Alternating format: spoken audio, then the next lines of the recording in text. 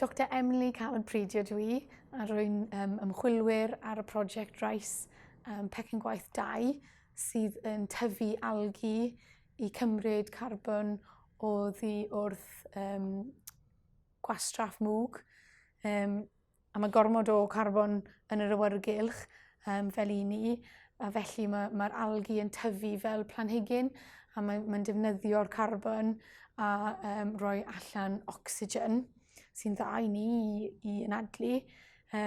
Ond hefyd, ar ôl i'r algi tyfu, gallwn ni defnyddio yr algi i roi bwyd i anifeiliaid, neu mae'r lliwiau neu pigments yn yr algi sy'n gallu cael eu defnyddio am pethau fel lotion glas yn Haribo neu yn colir.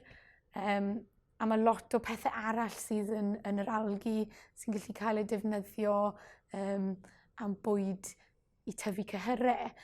Fel mae spirulina chi'n gallu prynu yn siopau ar y foment. Mae lot o protein ynddo fe, mae lot o calsium a carbohydrates ynddo fe. So felly mae'n fel product dda i tyfu a pethau i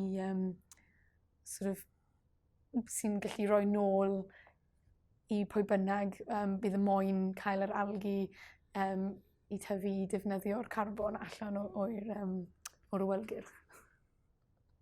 Mae rhaid i ni edrych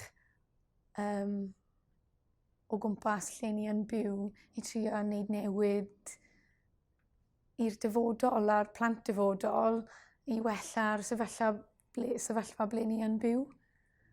So mae yn bwysig iawn i fi fel rhywun o Cymru bod ni'n defnyddio pobl lleol a'r sgiliau lleol i wneud wahaniaeth mawr i'r byd.